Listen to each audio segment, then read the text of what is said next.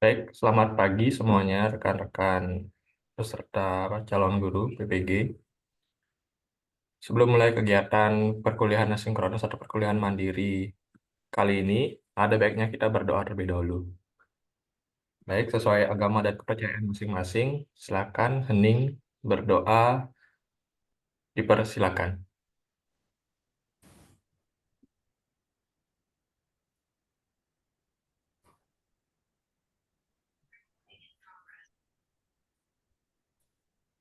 Doa dapat diakhiri. Baik, untuk kelompok 1, apakah sudah siap? Sudah. Udah, Bang. Baik, jika sudah, silakan dimulai presentasinya ya. Oke, baik.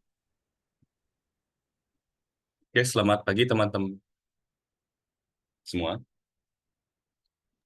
Eh, Kali ini saya akan mewakili kelompok 1 untuk melakukan presentasi terkait materi makna kesejahteraan kebahagiaan pada Trihita Karana.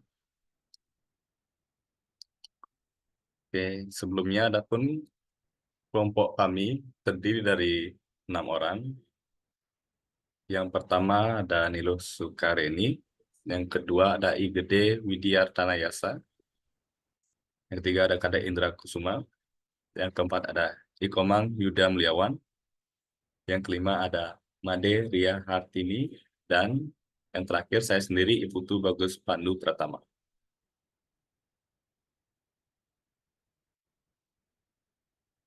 Itu pertama, wacana kesejahteraan dan kebahagiaan.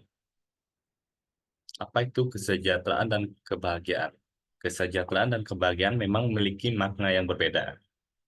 Kesejahteraan lebih menonjol pada perasaan senang atau tentram, karena manusia dapat memenuhi kebutuhan ekonomi terkait tubuh, sedangkan kebahagiaan muncul karena mampu memenuhi kebutuhan jiwa atau spiritualnya.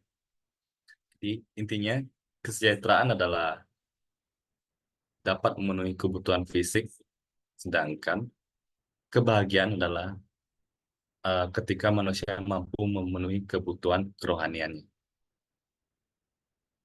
Hal ini tidak terpisahkan, karena kesejahteraan dan kebahagiaan merupakan gagasan yang secara esensial tidak terpisahkan. Mengingat jika seorang sejahtera, maka dia pun mendapatkan kebahagiaan. Begitu pula sebaliknya, jika seorang mendapatkan kebahagiaan, maka secara otomatis dia akan merasa sejahtera. Intinya salah satu dari kebutuhan kebahagiaan dan kesejahteraan apabila terpenuhi akan mendapatkan saling mendukung satu sama lain antara kesejahteraan dan kebahagiaan. Oke. Jadi, pikiran menentukan kebahagiaan. Yang dimana pertama adalah pikiran dan perasaan. Konflik antara pikiran dan perasaan penting untuk menemukan keseimbangan antar pikiran dan perasaan agar tidak diambil dapat lebih harmonis dan tepat sasaran. Keduanya tidak selalu berkonflik, tapi bisa bekerja sama.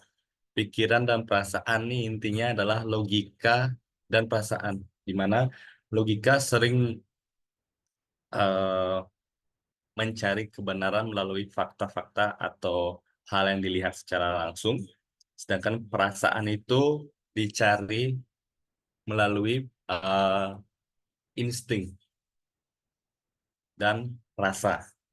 Jadi keduanya itu harus saling terhubung agar tidak saling menjatuhkan untuk mencari keseimbangan untuk menuju kebahagiaan dan kesejahteraan.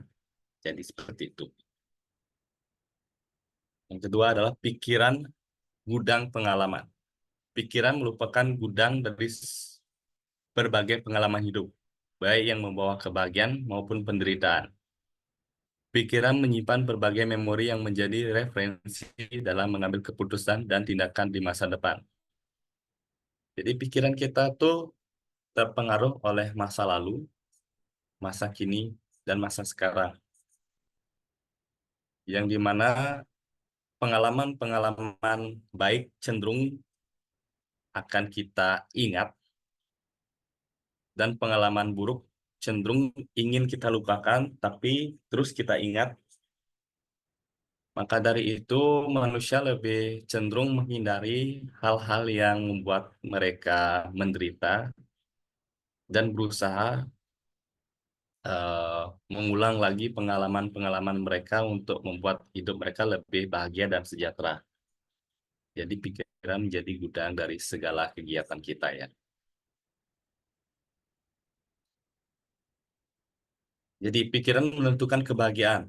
Revolusi mental berbasis THK. Yang pertama pikiran harus memimpin, bukan dikendalikan oleh tubuh dan indera. Berarti pikiran kita itu bisa dikontrol, mindfulness lah. Kita sadar tentang pikiran kita, tentang emosi kita, apakah kita sedang sedih, sedang marah, atau sedang merasa cemas, dan mengapa seperti itu. Jadi tubuh kita akan digerakkan oleh pikiran kita, bukan pikiran kita yang dikontrol oleh tubuh kita. Yang kedua, ada kebutuhan. Fokus pada pemenuhan kebutuhan nyata, bukan terjebak pada keinginan dan citra diri. Yang ini tidak perlukan hanya untuk memuaskan nafsu emosional kita saja. Yang ketiga ada tindakan.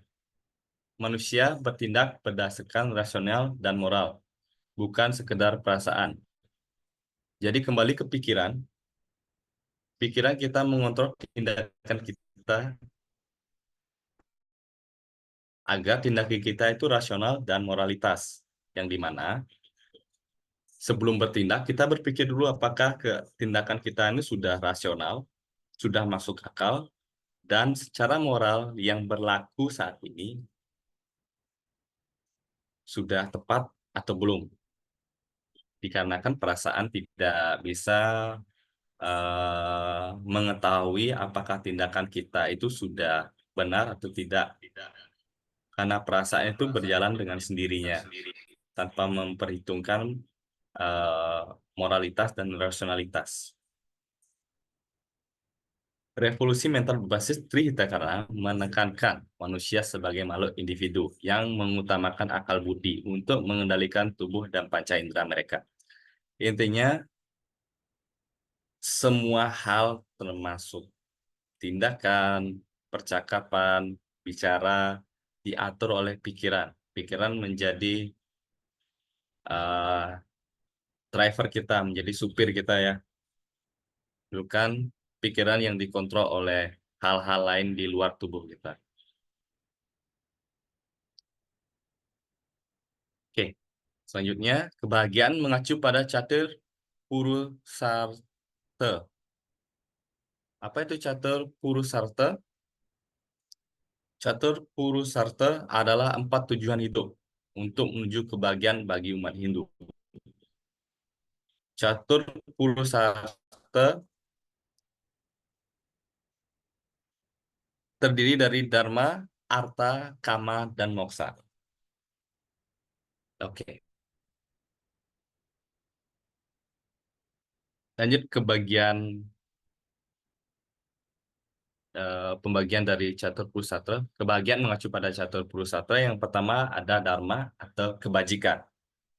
Tuhan menciptakan manusia dengan tujuan untuk menjalankan Dharma, agar mampu meningkatkan kualitas diri untuk mencapai kebahagiaan dan kesejahteraan dalam hidup.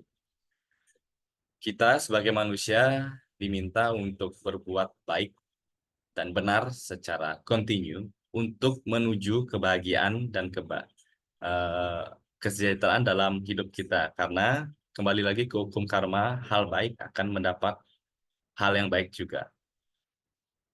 Yang kedua, tujuan dari arte. Arte adalah untuk memenuhi keinginan atau hasrat. Dengan tujuan ini, maka keinginan terpenuhi dengan baik. Jadi untuk arte ini tujuan hidup seseorang itu adalah uang atau materi. Jadi apabila materi mereka tercukupi, maka kebahagiaan atau hasrat kesejahteraan mereka itu akan terpenuhi. Apabila tidak, semuanya akan menjadi kacau. Oke, selanjutnya, kama atau keinginan. Untuk kama berupa memenuhi rasa emosional kita atau rasa kebutuhan kita, bukan kebutuhan, keinginan kita. Tentu saja jika ATA terpenuhi, maka kita bisa menginginkan sesuatu hal sebagai kebutuhan hidup, yaitu kama. Kama dapat berupa suatu barang atau jasa yang menjadi kebutuhan hidup sehari-hari. Ini bukan kebutuhan ya, lebih ke keinginan dan kebutuhan. Jadi apabila keinginan kita, misalnya kita ingin membeli sebuah barang, dan itu sudah tercapai dan berhasil terbeli, maka kama atau keinginan kita itu sudah terpenuhi juga. Apabila tidak, maka hal itu akan tidak menimbulkan kebahagiaan atau kesejahteraan. Jadi fokus utamanya adalah di keinginan. Yang keempat adalah terakhir itu moksa. Moksa merupakan tujuan akhir atau final dari kehidupan, yakni surga atau agama Buddha mengenalnya nirvana. Moksa atau disebut dengan surga dalam tujuan akhir dari kehidupan. Jadi tujuan dari moksa itu adalah hilang dari muka bumi ini tanpa meninggalkan sisa-sisa apapun. Baik itu hukum karma, badan fisik, atau pikiran kita. Kita sudah menyatu langsung dengan Sang Pencipta, ide yang dewasa. Itu dalam konsep di agama Hindu. Oke. Kerja sebagai sumber kebahagiaan. Mengapa kita wajib kerja? Yang pertama, manusia adalah homo faber, yakni makhluk pekerja. Apabila kita tidak bekerja, kita tidak akan bisa memenuhi kebutuhan-kebutuhan eh, dharma, arta, kama, dan moksa. Jadi kita perlu kerja untuk memenuhi semua itu. Kerja adalah sumber nafkah, artinya melalui kerja, orang mendapatkan alami kama, berbentuk uang, benda, atau kekayaan. Yang keempat, kerja tempat kita mengaktualisasikan bakat, pengetahuan, keterampilan, dan keprofesionalitasan kita dalam bidang tertentu. Jadi kita perlu merasa dihargai di satu tempat atas pengetahuan, keterampilan, dan profesionalitas kita. Jadi di tempat kerja, kita akan mendapatkan aktualisasi diri kita tersebut. Jadi untuk memenuhi kama juga, kama keinginan untuk merasa terlihat eksistensi atau aktualisasi. Oke, kerja menuju identitas kita. Jadi pekerjaan kita akan memberikan sebuah identitas kepada diri kita pada saat itu juga. Seperti apabila saat ini kita sudah eh, diterima sebagai guru, maka identitas kita di kehidupan pekerjaan maupun kehidupan di luar pekerjaan kita atau kehidupan pribadi, kita akan tetap memegang identitas kita sebagai guru. Yang ketiga, yang terakhir adalah kerja menyelenyapkan keegoisan. Jadi apabila kita kerja, keegoisan kita itu diharapkan karena kita akan mengerjakan satu hal atau beberapa hal. Tidak bisa mengerjakan banyak hal dalam waktu yang sekaligus dan bisa bekerja sama dengan orang lain. Karena pada saat bekerja biasanya orang-orang itu akan bertemu dengan banyak orang dan harus saling mengimbangi, menurunkan ego mereka untuk mencapai tujuan bersama. Jadi seperti itu. Etos kerja menurut Bhagawan Gita. Kejujuran. Artinya seorang berpikir dan berkata, bertindak secara baik dan benar untuk mendapatkan harta. Jadi, etos kerja yang pertama itu kita harus jujur. Kebenaran. Selalu berperang pada kebenaran bersumber pada etika, agama, dan hukum. Berpegangan pada etika agama dan hukum berarti kita itu harus menyelaraskan antara etika, moral kita, agama, apakah di agama hal-hal tersebut dilarang, dan tentu saja dihukum, karena dihukum itu adalah kita sebagai warga negara yang biasanya setiap negara memiliki hukumnya masing-masing, maka yang terpenting juga adalah hukum, agar kita tidak tersandung kasus hukum yang ada pada lingkungan bernegara kita. Yang dimana setiap hal ini memiliki sanksinya masing-masing ya. Yang ketiga adalah tahan uji, artinya tidak mudah putus asa, mengingat pekerjaan apapun tanpa mengenal pasang surut. Jadi kita harus tetap diminta mempertahankan motivasi kita untuk bekerja apapun yang terjadi. Yang keempat ada keberanian. Artinya berani menanggung risiko pada saat berinovasi. Kita sebagai pekerja diminta untuk berani mengambil sebuah risiko. Tetapi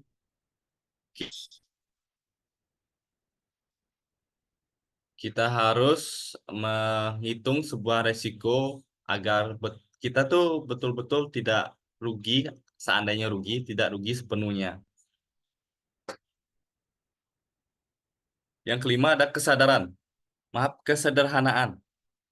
Tidak berfoya-foya yang berpotensi mengagalkan suatu pekerjaan. Jadi kita diminta untuk penuh dengan kesadaran bahwa siapakah kita saat ini, mengapa kita mengerjakan ini, dan apa yang harus saya kerjakan. Agar kita tidak berfoya-foya. Foya-foya itu tidak hanya soal menghambur-hamburkan uang. Terkadang ada juga saat di mana kita menghambur-hamburkan waktu dan menghambur-hamburkan tanggung jawab kita. Maka itu akan menggagalkan atau berpotensi untuk menggagalkan suatu pekerjaan. Maka kesadaran itu sangat diperlukan. Yang keenam ada tidak serakah. Keserakahan dapat mengakibatkan seseorang melakukan tindakan menyimpang guna mendapatkan harta yang banyak secara instan. Jadi keserakahan itu adalah salah satu hal yang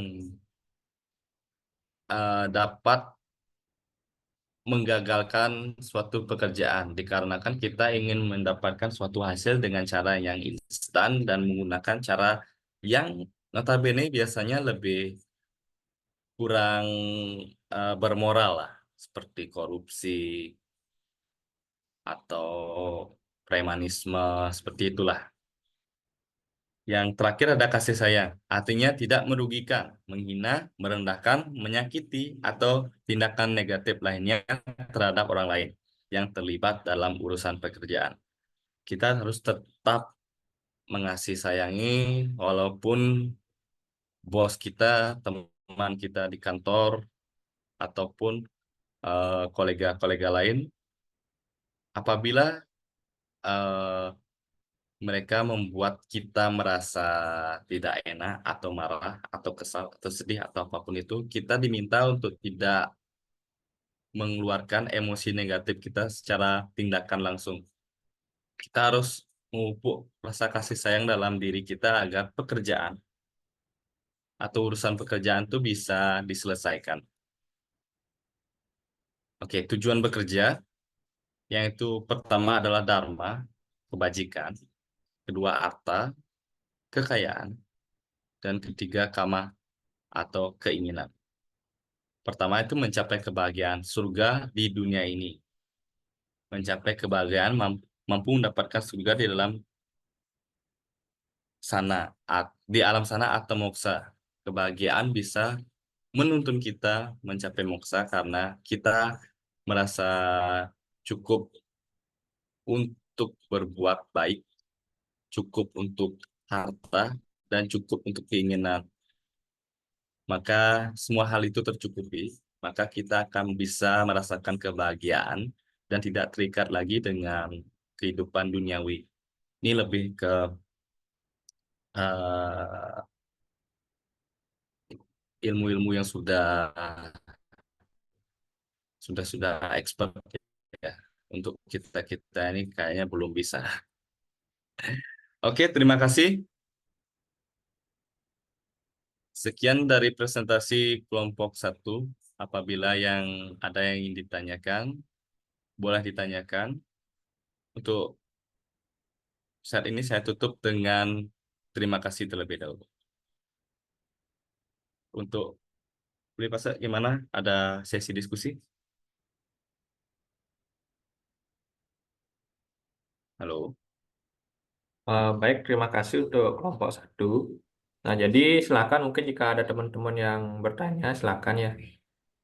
Kemudian jika memang masih dirasa ini apa belum jelas, mungkin bisa ditanyakan juga di pertemuan selanjutnya sama bapaknya seperti itu. Untuk sekarang boleh juga ditanyakan terlebih dahulu. Mungkin ada yang ditanyakan atau mungkin maunya nanti saat pertemuan selanjutnya juga boleh. Bagaimana teman-teman?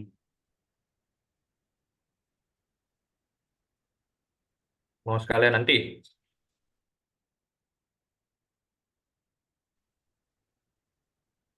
Bagaimana teman-teman? Sekalian nanti aja. Boleh. Oh gitu. Jadi mungkin nanti minta tolong di kelompok 1 kan pertemuan minggu depan bilang aja untuk pertemuan sebelumnya kita sudah apa bilanglah mungkin satu paragraf apa sih yang kita sampaikan itu misalnya makna kesejahteraan kebahagiaan pada dari Tridya Karana itu dari bekerja dan lain sebagainya itu disampaikan aja dikit ya. Nanti Baik, Pak. baru mungkin ditambahin sama bapaknya gitu aja. Baik, Pak. Ya. Baik itu saja. Mohon ditutup. Oh, oke. Oke, izin stop share screen nggak? Mantap. Oke, tibalah di penghujung presentasi ini. Saya perwakilan dari kelompok 1 mengucapkan terima kasih dan apabila ada salah kata atau ucapan atau materi yang tidak bisa tersampaikan dengan baik, kalian bisa tanyakan lebih lanjut di pertemuan kita nanti. Dan untuk akhir kata, saya ucapkan selamat pagi. Selamat pagi. Selamat pagi. Pagi, terima kasih. Semangat pagi. Pagi. Pagi.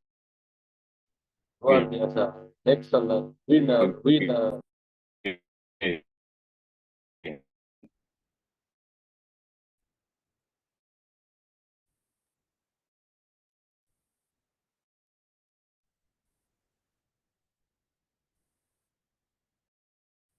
Recordnya udah selesai tuh, Widi? Ya masih di...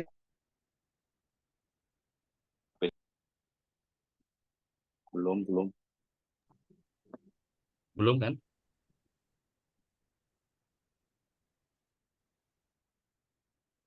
Halo.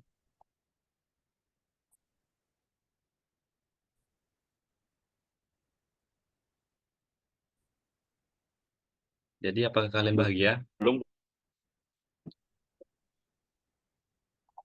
Enggak ya? Belum. Belum, Pandu. Jadi Yuk, Du. apakah kalian bahagia?